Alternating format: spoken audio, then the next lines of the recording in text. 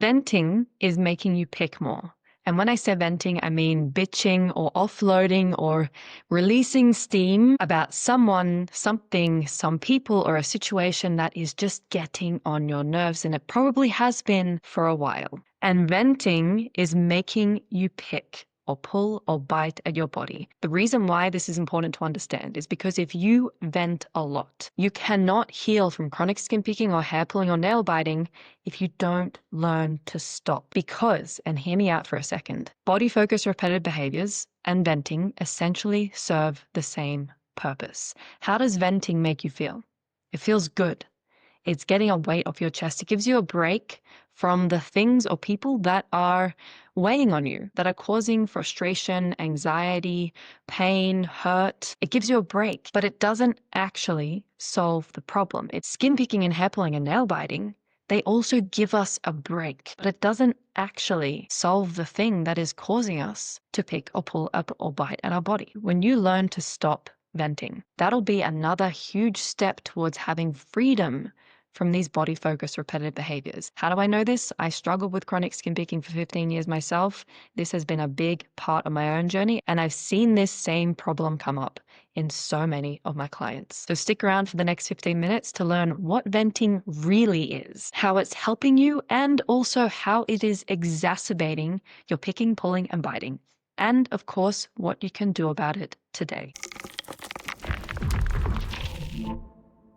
You are listening to the Beyond Skin Picking and Hair Pulling podcast. If you want more support in finding freedom from these behaviors, make sure you hit like, subscribe, and the notification bell. And don't forget to check in the comments below. I love hearing from you, and I'm here to support you in whatever way I can. My name is Rafaela Marie. I'm your host. I have healed from 15 years of chronic skin picking through a holistic and science-based path, and have spent the past 3 years dedicating my life to helping people like you to heal just as I did. And everything that I share with you here is designed to help you do that.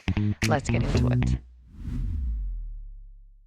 The whole point of venting, it is a way to help us to release pent-up emotion. The same way that skin picking is a way to help us to regulate ourselves and to release pent-up emotion, venting does the same. Venting can also help us to connect to other people. The problem is there is a difference between venting and just getting something off your chest or leaning on a friend or a family member or a loved one for support. What I just mentioned there, that's healthy. That's a good thing. Venting is an unhealthy and immature way of connecting to other people and regulating your nervous system. And it's venting that exacerbates skin picking and hair pulling and nail biting. Now, just getting something off your chest and talking to a loved one about a problem that you're going through, that's healthy. It does help us to regulate in a very healthy way. It helps us to connect with loved ones because, of course, we're not just there for the good times. When you really care about someone, you want to be with them through the hard times. And when someone leans on you, it makes you feel good to be able to support them. And when we open ourselves up to leaning on someone, it can really help us to get out of our heads and back into our body and to think a little more clearly about the situation or the person that is causing us so much heartache, that's causing so much frustration or anxiety or hurt. And through that, we can approach that situation with more emotional maturity, more clarity, more emotional intelligence, and make choices that we can be proud of. Now, this is the space that we want to get to. But if we are caught in the loop of venting, this is not what we're doing. In fact, we are actively sabotaging ourselves from being this emotionally intelligent and grounded version of us. So here's how you can identify whether you are venting or whether you are healthily getting something off your chest. The first thing you'll notice when someone is venting is that they are getting stuck in a loop and they keep complaining about the same shit over and over again. Perhaps not with the exact same words or the exact same person, but the same problem will just keep popping up and they will just keep talking about it. You've maybe noticed this in yourself. I have definitely done this before, and I've been on the receiving end of that from family and friends. And it's exhausting. And here's 5 reasons why we don't want to engage in venting. Venting is all talk and no action. You can spend 5 years, 10 years talking about the same problem and nothing will change because actions speak louder than words. And when words are not paired with actions, then nothing changes. That's why we loop in the same shit over and over again. When we vent, we are unwittingly, unknowingly using the other person to make ourselves feel better. Because again, venting is a tool for emotional regulation.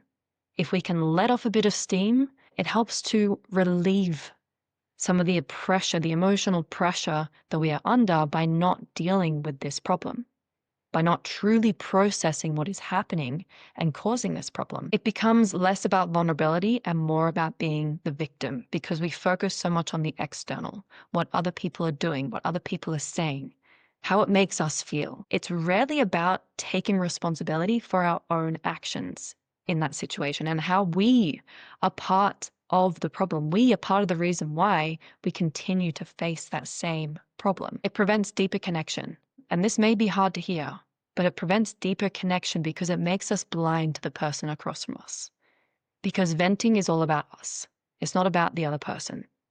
It's not about the person that's listening to you. It's about what I need right now, about making me feel better. And if we are venting unconsciously, then we are unconsciously using the other person to regulate our nervous system. This is codependency, not co-regulation.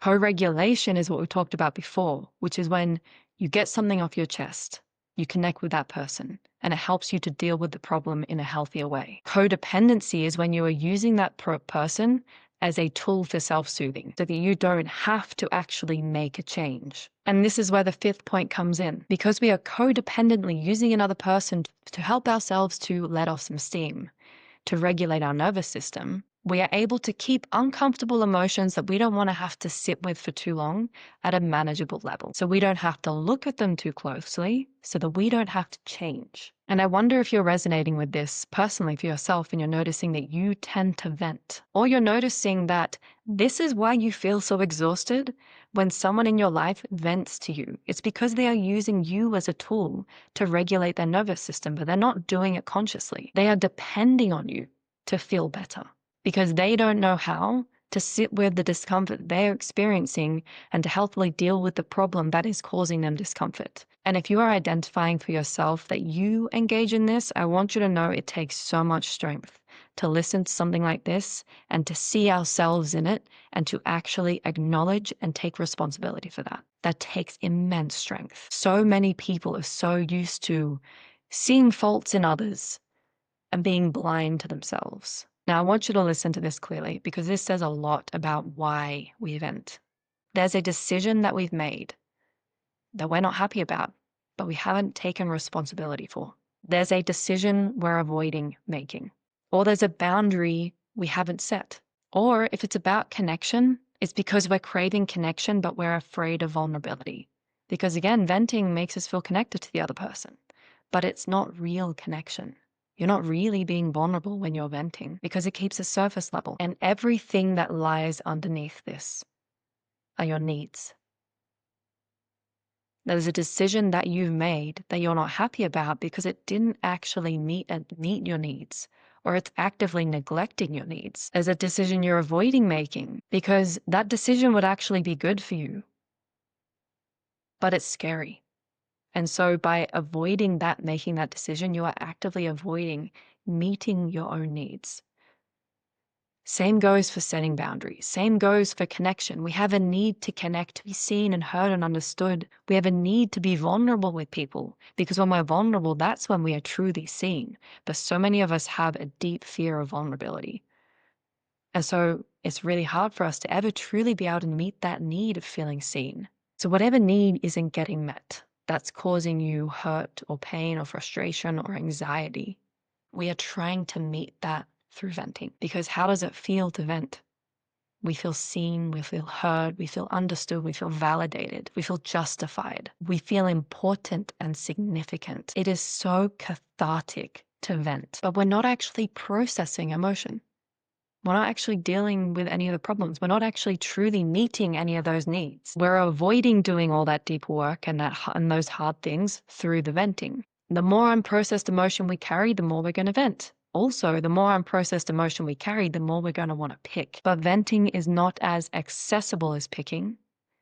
And so if we can't vent, We'll pick, we'll scroll, we'll drink alcohol, we'll go shopping, we'll scroll on our phones or binge watch Netflix. Rather than set the boundary, make that decision, have that conversation, take ownership of the bad choices that we've made. Venting serves the same purpose as picking and pulling and biting at our body. It is a tool to avoid the deepest shit that's going on inside of us. The deep pain of feeling unseen and unheard, feeling misunderstood, of feeling insignificant, of feeling unimportant, of feeling unaccepted, like we don't belong. The pain of feeling disconnected from the people around us, that they don't really know who we are at our core.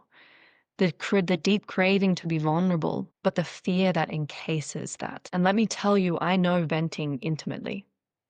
My dad is the kind of person who vents a lot. In fact, my whole family on my dad's side, their way of connecting with each other is through venting. They'll call each other up and they'll complain about the government, other family members, the weather, their health, world news, and they will vent to each other for hours. And there's a lot of generational trauma on my father's side as well. And they're stuck in that pain. They don't know how to process it. They don't understand where it's coming from. They don't know what to do about it. And so they call each other up and they vent. And with my father, he still vents. But I have had to learn to set very strong boundaries around venting with him. So that when I notice he's going into that spiral, I'll stop him and say, hey, I don't want to talk about this right now. Let's talk about something else. And the thing is, in the past, I wouldn't say anything. I would just sit there on the phone and go, I would feel so exhausted by the end because he was using me as a tool to make himself feel better. Codependency, using my energy to self-soothe him. But I wasn't setting the boundary of saying, I don't want to have this conversation. And so because that exhausted me, I would then call my brother, talk to my friends, and vent about how exhausting it is and how frustrating it is to be on the phone with my dad. And then the cycle would just continue. Nothing changed. Nothing changes. So venting is an immature tool, an unhealthy and immature tool used for connection and emotional regulation. And in fact, venting is something that a lot of teenagers engage in, but they're actually engaging in a level of connection that is appropriate for their age. As adults, because most people listening to this are adults, it's not appropriate, it's not age appropriate for us to engage in venting. It just simply is not. As cathartic and as good as it can feel, it's not healthy. And it's not helping you to heal and grow and become the person that you want to be. And if you want more support in becoming the version of yourself that you absolutely love, a version of yourself that you adore being, and creating more emotional safety within yourself, doing this deeper work to heal from chronic skin picking and hair pulling and nail biting. Next year, we're kicking off the start of January 2026, a 6-month program to help you to do that work so that you can make real change next year in this behavior. Not just dream about it, not just hope, but actually do the real work that makes the real change. It's called Strength Pathfinder. If you want to apply to join us, you can click on the link in the show notes.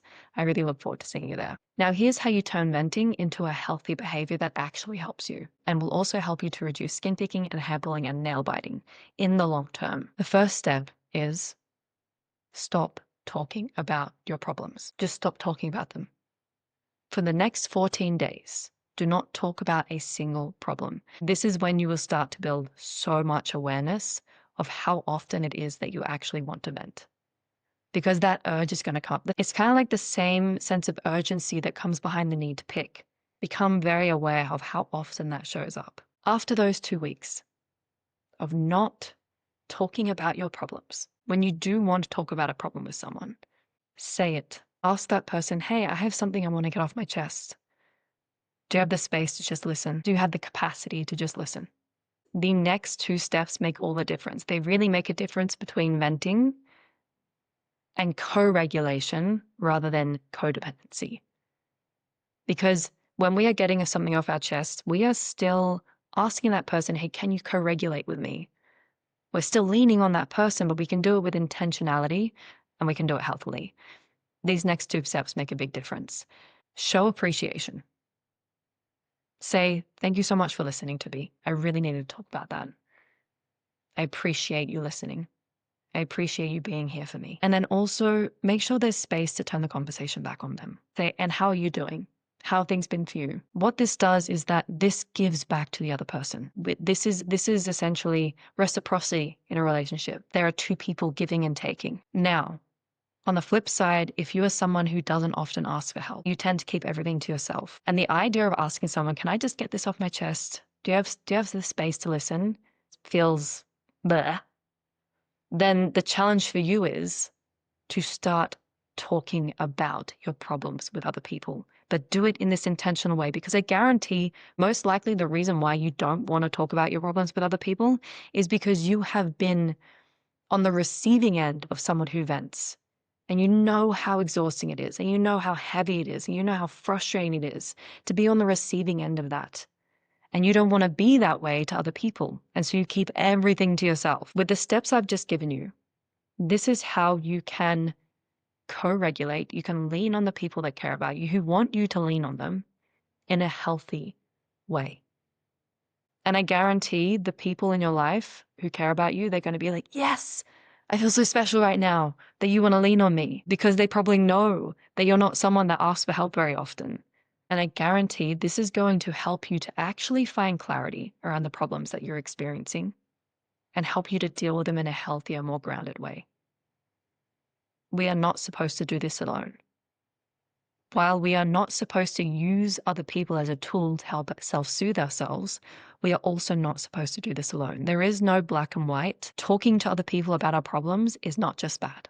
Just like skin picking and hair pulling and nail biting, they are not just bad behaviors. They actually have a very healthy function. Talking about our problems has a very healthy function. It's just when we overuse that behavior to help ourselves cope with our problems without actually dealing with the problems, that's when it becomes a problem.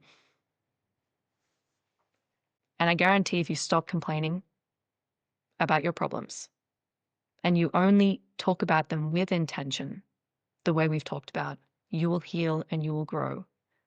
And you will not be the same person in 3 months' time or 6 months' time. The deeper you get into healing from chronic skin picking and hair pulling and nail biting, the more you're going to see how connected so many of our behaviors are, how so many of them actually originate from the same place. It just pops up in different ways. With this knowledge, we can also see, so if I work on these other areas of my life, and they will have a direct impact on these behaviors. They will help me heal on a deeper level. They will help me to find freedom from these behaviors on a deeper level. And that is the whole point of the work that I do with you and with everyone else who I work with in this community, is to address these behaviors from the root cause. Thank you so much. Thank you so much for hanging out with me and listening to this. If you got value out of it, don't forget to hit like and subscribe. Leave a comment down below about what came up for you. I'd love to hear your thoughts. Or if you're on iTunes or Spotify, leave a 5-star review and a comment on this episode. Thank you so much. I'll see you next Tuesday for the next episode of Beyond Skin Picking and Hair Picking.